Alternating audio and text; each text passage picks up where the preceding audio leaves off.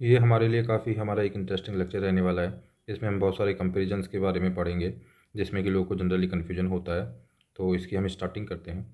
तो जो आप स्क्रीन के ऊपर देख रहे हो, इसमें मैंने 1M लिखा हुआ है। इसका मतलब है जनरली मैं यहाँ पे बहुत सारे कन्वर्जन्स बताने वाला हूँ कि किस तरह से रुपीज़ में कन्वर्जन होता है, मेजरमेंट की चीज़ें होती हैं उनमें किस तरह से कन्वर्जन होता है, जो मेजरमेंट की जो यूनिट्स होती हैं। तो 1 मिलियन इक्वल्स टू 10 लाख होता है। हमें बेसिकली इस चीज़ को याद रखना है, ठीक है। 1 बिलियन इक्वल्स टू होता है 100 करोड़। तो मैं इस तरह से लिख सकता हूँ 1 बिलियन इक्वल्स टू हो जाएंगे 1000 मिलियंस। तो कहीं पे 10 मिलियन लिखा हुआ है तो इसका सीधा मतलब होता है 1 करोड़। ओके, तो ये कन्वर्जन में आप देख सकते हो 10 मिलियन का सीधा मतलब होता है 1 करोड़। ओके, अब दूसरी तरीके से हम देखना चाहें तो 1 मिलियन को हम 10 की पावर 6 भी बोल सकते हैं, क्योंकि हमने जैसा कि बताया 1 मिलियन इक्वल्स टू 10 लाख होता है और 10 लाख को ही आप 10 की पावर 6 भी बोल सकते हो।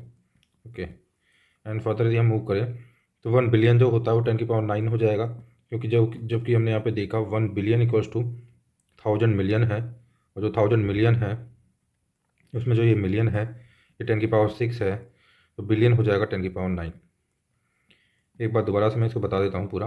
1 मिलियन इक्वल्स टू 10 लाख होता है, 1 बिलियन इक्वल्स टू 100 करोड़ होता है। 1 बिलियन को हम दूसरी तरह से 1000 मिलियन भी लिख सकते हैं, और 1 मिलियन इक्वल्स टू 10 की पावर 6 होता है, तो ऑटोमेटिकली 1 बिलियन इक्वल्स टू 10 की पावर 9 हो जाएगा, क्योंकि 1 बिलियन को हम 1000 मिलियन भी लिख सकते हैं। ओके, क्यों लिख सकते हैं 1 बिलियन को 1000 मिलियन? यदि मैं बताना चाहूँ तो मैंने बताया कि 10 मिलियन जो है वो 1 करोड़ है। ओके, 10 मिलियन जो है वो 1 करोड़ है। ये 10 मिलियन 1 करोड़ है, तो 100 मिलियन 10 करोड़ हो जाएंगे, और 1000 मिलियन 100 करोड़ हो जाएंगे। जो 100 करोड़ है वही बिलियन है। तो ये आपस में इनका कन्वर्जन है, जिसको याद रखना अच्छे से। तो फाइनली कन्वर्जन निकल के ये आता है कि 1 बिलियन इक्वल्स टू आप बोल सकते हो 1000 मिलियन, और जो 10 मिलियन होता है वो 1 करोड़ होता है, ठीक है। और 1 बिलियन जो होता है वो 100 करोड़ होता है, 100 करोड़ होता है। ओके, अब हम आ जाते हैं ट्रिलियन के ऊपर। तो 1 ट्रिलियन होता है 1000 बिलियन। 1 ट्रिलियन होता है 1 ट्रिलियन होता है 1 × 10 की पावर 3 बिलियन। इसे 1 ट्रिलियन बोलते हैं हम। ओके, अब हम देख लेते हैं इनका रियल लाइफ एप्लीकेशन क्या है। तो इंडियन जीडीपी के अंदर हमको पता है कि काफ़ी बार बोला जाता है कि हमारी जो नॉमिनल जीडीपी है वो अराउंड 200 लाख करोड़ के आसपास है।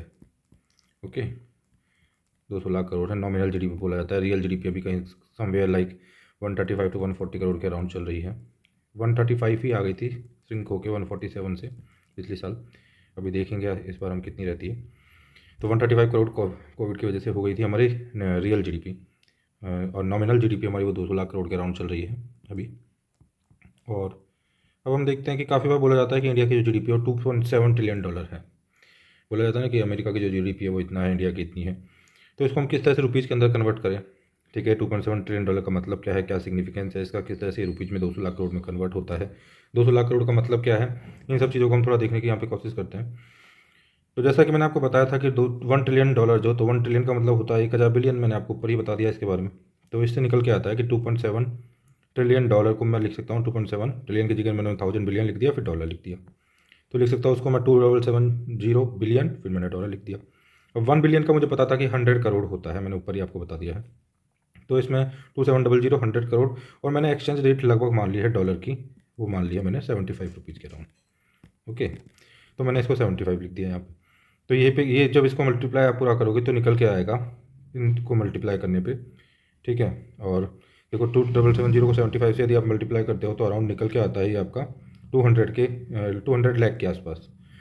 ओके, ये आपको जब इसको आप मल्टीप्लाई करोगे पूरा, तो आपका जो निकल के आएगा वो 200 लाख करोड़ रुपये निकल के आएगा। आप इसको मल्टीप्लाई करके देख सकते हो जैसे, ठीक है। तो ये 200 लाख करोड़ के अराउंड निकल के आएगा।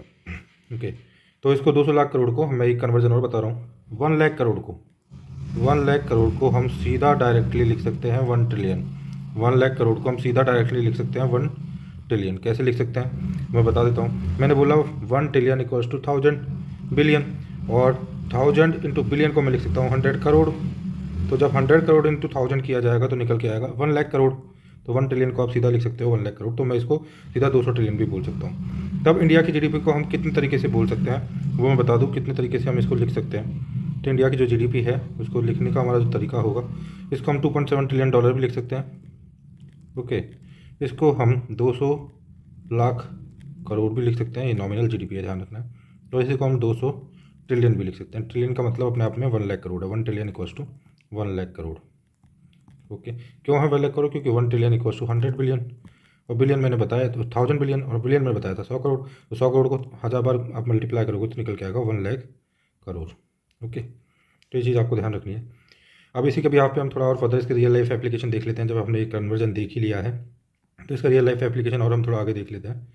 तो इसका रियल लाइफ एप्लीकेशन यही निकल के आता है कि एक्चुअली में अब इससे कंपेयर करते हैं हम इंडिया को, चाइना को और यूएसए को। Okay sorry, so USA, China and India. तो यूएसए की जीडीपी बताई जाती है अराउंड $24 ट्रिलियन के आसपास, ठीक है। और ये सब नॉमिनल जीडीपी जो हैं, और ये $15 ट्रिलियन जीडीपी चाइना की है एंड $2.7 ट्रिलियन जीडीपी मैंने बता दिया इंडिया की है अराउंड। ओके, पॉपुलेशन का थोड़ा बता देते हैं। अमेरिका की पॉपुलेशन, यूएसए की पॉपुलेशन जिसमें 15 फेडरल स्टेट्स हैं अमेरिका में, जिसकी पॉपुलेशन 34 करोड़ है। चाइना के 145 करोड़। आप स्टार्क डिफरेंस देख सकते हो यहाँ पे कितना ज़्यादा है। $24 ट्रिलियन की इकोनॉमी और की जीडीपी होना, $15 ट्रिलियन की जीडीपी होना, $2.7 ट्रिलियन की जीडीपी होगा। मतलब चाइना हमसे लगभग 5 टाइम्स बड़ा है और अमेरिका हमसे लगभग 8 टाइम बड़ा है जीडीपी में। जीडीपी को यदि आप जानना चाहो कि जीडीपी एक्चुअली में होता क्या है, तो आपकी जो फिजिकल बाउंड्री है, जो भी आपकी कंट्री की फिजिकल बाउंड्री है, उसके अंदर चाहे किसी भी चीज़ का प्रोडक्शन किया जाए, वो टेंजिबल हो इंटेंजिबल हो, उसका एक्चुअल जो पूरा वैल्यूएशन हम निकालेंगे तो आपकी फिजिकल बाउंड्री के अंदर, आपकी कंट्री की फिजिकल बाउंड्री के अंदर टेंजिबल इंटेंजिबल किसी भी तरीके की किसी भी चीज़ को क्रिएट किया जाता है तो उसका जो वैल्यूएशन होता है एक साल के अंदर, वो पूरा वैल्यूएशन जीडीपी कहलाता है। तो ये इंडिया के लिए 2.7 है और चाइना के लिए 15 है और अमेरिका के लिए 24 है। पॉपुलेशन मैंने बता दिया है 145 करोड़, 137 अराउंड 2011 के सेंसस के हिसाब से जो बढ़ जाने वाली है। एरिया आप देखो, अमेरिका का area around 96 lakh square kilometre है, चाइना भी काफ़ी बड़ा है 96 लाख स्क्वायर किलोमीटर, इंडिया का एरिया केवल 32 लाख स्क्वायर किलोमीटर है। तो आप ये भी देख सकते हो कि किस बिहाफ पे हम कंपेरिजन करें। यदि जीडीपी पे देखते हैं तो हम काफ़ी स्टार्क डिफरेंस नज़र आता है। पॉपुलेशन में भी स्टार्क चाइना के साथ तो ठीक ठीक है, लेकिन यहाँ पे स्टार्क डिफरेंस है, ठीक है। और यहाँ पे एरिया में भी काफ़ी स्टार्क डिफरेंस है। पर कैपिटा इनकम की आप बात करते हो तो अमेरिका में 60,000 यूएसडी है, मतलब something 30 times more than India. China में ये 10,000 हो जाती है, इंडिया में केवल 2,000 है। अभी बांग्लादेश की भी पर कैपिटा इनकम हमारे आसपास आ गई है। फॉरेक्स की बात करें हम तो चाइना के पास लगभग लगभग 3300 यूएसडी का फॉरेक्स है। Okay, 3300 billion, sorry this is called billion, 3300 billion का फॉरेक्स है और हमारे पास 600 बिलियन का फॉरेक्स है। तो चाइना के पास हमसे लगभग 5.5 टाइम ज़्यादा फॉरेक्स है। ओके, तो ये भी काफ़ी ज़्यादा चाइना के पास है। ओके, अब इंडिया के बजट के बारे में मैं थोड़ा सा बता दूँ आपको, थोड़ा मैं नीचे जाके मैं बता देता हूँ डॉक्यूमेंट में इंडिया के बजट के बारे में। तो इंडिया का जो बजट होता है, जैसे इस बार 35 लाख करोड़ था इंडिया का बजट जो था, 35 लाख करोड़ को मैं 35 ट्रिलियन भी बोल सकता हूँ। ओके, क्योंकि 35 लाख करोड़ है, मैंने बता दिया दिस इज बजट। और 200 लाख करोड़ की, 200 ट्रिलियन की हमारी जीडीपी थी। ओके, तो this is difference between GDP and actually में बजट। बजट यही होता है कि आपकी कंट्री को रन करने के लिए कितना खर्चा आने वाला है, कंट्री को चलाने के लिए एक साल के एक्सपेंसेस के लिए जो खर्चा आने वाला है वो बजट होता है एक्चुअली में। और मैंने बता दिया जीडीपी की डेफिनेशन, तो दोनों का कंसेप्ट बिल्कुल अलग है। ओके, तो हम देख सकते हैं कि हमारा कितना परसेंट हो जाएगा, हमारा बजट जो हमारी जीडीपी का कितना परसेंट होता है, इसे आप निकाल सकते हो इस तरीके से इसको डिवाइड करके। तो 17% के आसपास, 17.5% के आसपास निकल के आ जाएगा। दूसरी चीज़, एक काफ़ी इंपॉर्टेंट चीज़ है कि हम हमारी जीडीपी का जो कि 200 ट्रिलियन है या 200 लाख करोड़ है, केवल 1% हेल्थ के अंदर इन्वेस्ट करते हैं। मैं कुछ कंपेरिजन्स बता रहा हूँ इसलिए इसको बता रहा हूँ। जबकि अमेरिका अपनी जीडीपी का 15 से 16%, मतलब अमेरिका की जीडीपी जो अपने आप में $24 ट्रिलियन है, 24 to 25 ट्रिलियन है, उसका 15 to 16%, जो कि अपने आप में 3 ट्रिलियन से 4 ट्रिलियन डॉलर के आसपास चला जाएगा। ये इनका डिफेंस एक्सपेंडिचर है, defence sorry this is their health expenditure, जो हमारी जीडीपी से भी ऊपर चला जाता है, ठीक है। तो ये कुछ बहुत ही इंटरेस्टिंग फिगर्स हैं, तो इस वजह से वहाँ पे मतलब काफ़ी ज़्यादा इन्वेस्ट होता है हेल्थ इंफ्रास्ट्रक्चर के ऊपर, ठीक है। और यदि फर्दर हम बात करते हैं और आगे जाके, तो ये तो हमने इसकी बात कर ली है, हेल्थ इंफ्रास्ट्रक्चर के अंदर कितना इन्वेस्टमेंट हो रहा है उसकी हमने बात कर ली है, ठीक है। अभी जो है अमेरिका का मैंने जीडीपी बता दिया आपको, $24 ट्रिलियन के आसपास है। हमारा जो जीडीपी है $2.7 ट्रिलियन के आसपास है, जो कि काफ़ी ज़्यादा कम है एज़ कम्पेयर टू अमेरिका की। पॉपुलेशन वहाँ की केवल 34 करोड़ है, हमारी 137 करोड़ है, जो कि काफ़ी ज़्यादा है, पॉपुलेशन बर्डन हमारे ऊपर है, ठीक है। इसमें से भी यहाँ पे लगभग 4 से 5 करोड़ लोग माइग्रेंट्स जो हैं वो हैं एक्चुअली में, ठीक है। और मतलब काफ़ी जो लोग बाहर से हैं उनको, वो लोग हैं, हमारे यहाँ पे इतना नहीं है। बाहर से जो लोग हैं, हमको सबसे ज़्यादा रेमिटेंस प्राप्त होता है, रेमिटेंस जो होता है इंडिया को सबसे ज़्यादा मिलता है, हमारा डायस्पोरा काफ़ी ज़्यादा है बाहर। और रेमिटेंस के तौर पे हमको काफ़ी पैसा मिलता है एक्चुअल में। ठीक है, तो ये 35 लाख करोड़ का हमारा बजट जो था उसके बारे में मैंने बात कर लिया। अब इसका क्लासिफिकेशन किस तरीके से होगा इसको कभी और देख लेंगे।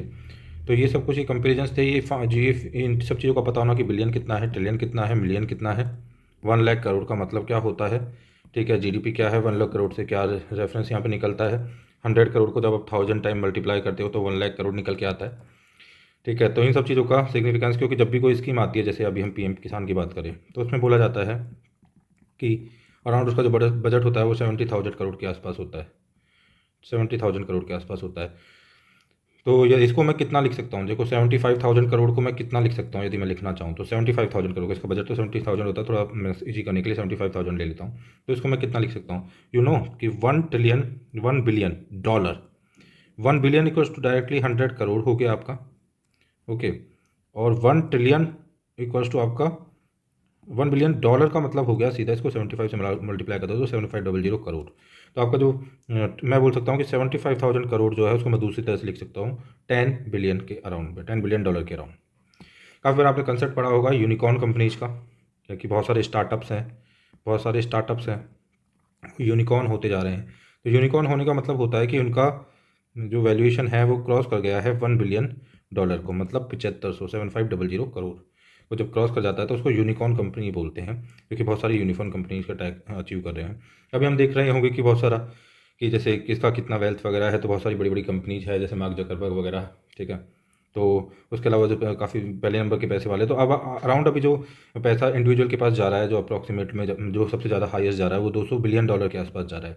जो सबसे पैसे वाले हैं, जो सीईओज हैं कंपनीज के, उनके पास अराउंड 200 बिलियन डॉलर तक का उनका उनका सेट वैल्यूशन, उनका उनकी उनके पास पैसे हो रहे हैं। मतलब 200 बिलियन डॉलर को यदि आप रुपीज़ में कन्वर्ट करते हो, तो जैसा कि मैंने बताया कि 10 बिलियन डॉलर मैंने अभी बताया आपको 75,000 करोड़ आते हैं, तो 100 बिलियन डॉलर आपके निकल के आएंगे लगभग 7,50,000 करोड़। ठीक है, तो आपके 200 बिलियन डॉलर निकल के आएंगे लगभग लगभग 15 लाख करोड़। इतना पैसा लोगों के पास है। ओके, 15 लाख करोड़ इंडिविजुअल के पास इतना इतना पैसा होने लग गया है, अब इतना इतने ऊपर तक ये लोग जा चुके हैं। मतलब हमारा जो बजट में आपको बताया 35 लाख करोड़ है, तो वो चाहें तो लगभग 5 से 6 महीने एंटायर पॉपुलेशन जो 137 करोड़ की इंडिया की है उसके एक्सपेंसेज वो झेल सकते हैं। ठीक है, 5 से 6, मतलब हमारी कंट्री, दूसरे वर्ड में मैं बोल सकता हूँ कि हमारा जो बजट है उसका 40% के अराउंड किसी एक इंडिविजुअल इंसान के पास चला गया है। तो इसी वजह से अभी आप देख रहे हो कि बहुत ज़्यादा न्यूज़ में रहता है कि स्टार्क इनइक्वलिटीज़ हो रही है और वेल्थ कॉन्क्रीट कंसनट्रेट होती जा रही है, सॉरी, मतलब अपर हैंड्स में। और इससे से रिलेटेड गिनी कॉफिशिएंट हो रहा है वो काफ़ी ज़्यादा बढ़ता जा रहा है। गिनी कॉफिशिएंट अब इंडिया का लगभग 0.45 के आसपास है। गिनी कॉफिशिएंट का 1 होने का मतलब है बहुत ज़्यादा इनइक्वलिटी है, मतलब बहुत ही ज़्यादा इनइक्वलिटी है, और 0 होने का मतलब है परफेक्ट इक्वलिटी है। तो अभी चाइना के अंदर जो आप देख रहे हो काफ़ी क्रैकडाउन्स किए जा रहे हैं बड़ी बड़ी कंपनियों के ऊपर, तो वो कम्युनिस्ट आइडियोलॉजी को फॉलो करने के लिए क्रैकडाउन करके और उसको डाउन करने की कोशिश कर रहे हैं इनइक्वलिटी को। अभी वो इस मॉडल को फॉलो कर रहे हैं। ओके, तो ये सब था इस कंपेरिजन के बारे में। इसका रियल लाइफ एप्लीकेशन काफ़ी अच्छा हो सकता है और इससे हमें भी स्कीम्स वगैरह हर चीज़ के बारे में ब्रॉडर पर्सपेक्टिव मिल सकता है कि किस चीज़ का मतलब कितना क्या है। अब थोड़ा सा हम हल्का सा कंपेरिजन एरिया के बारे में भी देख लेते हैं थोड़ा सा। तो इसमें मैं आपको बताना चाहूँगा कि 1 हेक्टेयर जो होता है इसको हम 10,000 मीटर स्क्वायर भी लिख सकते हैं। देखो कॉमर्शियल लैंड वगैरह की जब बात आती है तो काफ़ी बार, जैसे अभी पीएम, मैं दोबारा बोलूँगा, पीएम किसान के अंदर काफ़ी बार हेक्टेयर के अंदर ज़मीन की बातें चल रही थी। तो ये इंटरनेशनल स्टैंडर्ड्स ही हैं कुछ तरीके से, हेक्टेयर्स बोल दो, एकड़ बोल दो। हम बीघा वगैरह की यदि बात करते हैं तो वो जो होता है बदलता रहता है एरिया वाइज कि कहाँ पे कितना बीघा वगैरह वगैरह। लेकिन हम यदि बात करें हेक्टेयर की और एकड़ की बात करें या मीटर स्क्वायर की बात करें या फीट स्क्वायर की बात करें, तो ये थोड़े इंटरनेशनल नॉर्म्स को फॉलो करते हैं। इस वजह से आप देखोगे कि ज़्यादातर जो कमर्शियल लैंड्स वगैरह होते हैं वो आपको एकड़ में बोले जाएंगे या फिर हेक्टेयर में बोले जाएंगे। जैसे बोला जाता है कि वो यूनिवर्सिटी 100 एकड़ के अंदर है या वो 100 हेक्टेयर के अंदर है, वो पर्टिकुलर जो जगह है। तो इससे मतलब क्या होता है उसको हम थोड़ा सा समझ लेते हैं। तो 1 हेक्टेयर का मतलब होता है 10,000 स्क्वायर मीटर। ओके, सॉरी, तो 10,000 स्क्वायर मीटर 1 हेक्टेयर का मतलब होता है। और 1 हेक्टेयर का मतलब अप्रॉक्सीमेटली इसको हम 2.5 एकड़ लिख सकते हैं। 2.5 मतलब 1 एकड़ equals to approximately 4,000 square metre. इस चीज़ का आप मतलब समझ रहे हो। 1 हेक्टेयर मतलब कि 1000, मतलब मैं इसको ऐसा बोल सकता हूँ कि 100 मीटर इंटू 100 मीटर, मतलब कोई जगह है जो 100 मीटर उसकी लेंथ मान लो, 100 मीटर उसकी विड्थ मान लो, तो वो 1 हेक्टेयर हो जाएगी। अब आप थोड़ा अज्यूम भी कर पाएंगे, थोड़ा सोच भी पाएंगे, थोड़ा अपने दिमाग में बना पाएंगे कि 100 मीटर कितना होता है, आपको पता होगा थोड़ा। ठीक है, तो 100 मीटर इंटू 100 मीटर का यदि कोई जगह है तो उसका एरिया 1 हेक्टेयर हो जाएगा एक्चुअली में। ओके, इसको थोड़ा और देखते हैं कि यदि मैं 100 हेक्टेयर बोलूँ तो इसको 250 एकड़ बोल सकता हूँ, और ये 1 किलोमीटर स्क्वायर हो जाएगा। मतलब 100 हेक्टेयर का मतलब है कि कोई यूनिवर्सिटी है, मान लो कोई बड़ी जगह है, वो 1 किलोमीटर विड्थ है उसकी, 1 किलोमीटर लेंथ है, तो वो 100 हेक्टेयर की हो जाएगी। आप सीधा इसे आप सोच सकते हो अपने दिमाग के अंदर कि वो 100 हेक्टेयर कितना होगा, क्योंकि 1 किलोमीटर की लेंथ का आपको पता है कितनी होती है। आपने साइकिलिंग वाइकलिंग की है या फिर रनिंग वगैरह किया तो आपको अच्छे से पता है 1 किलोमीटर कितना होता है। तो 1 किलोमीटर चौड़ा, 1 किलोमीटर लंबा, यदि इसको एरिया की बात करेंगे तो ये एरिया 100 हेक्टेयर हो जाएगा। और हमें पता है काफ़ी बड़ी बड़ी जो हॉस्पिटल्स होते हैं, यूनिवर्सिटीज़ होती है, बहुत सारी गवर्नमेंट एजेंसीज़ के जो ऑफिस होते हैं वो हेक्टेयर्स में फैले हुए होते हैं, तो आप आराम से इसको अनुमान लगा सकते हो कि किस तरह से बनता है।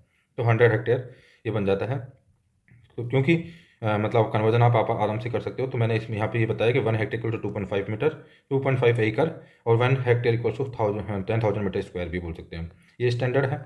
कुछ और स्टैंडर्ड देख लेते हैं। तो 1 मीटर के अंदर अराउंड 3.3 फीट होते हैं, इट्स अराउंड ओके, अप्रॉक्सीमेट होते हैं। और 1 यार्ड जिसको हम गज भी बोल देते हैं, उसमें 3 फीट होते हैं।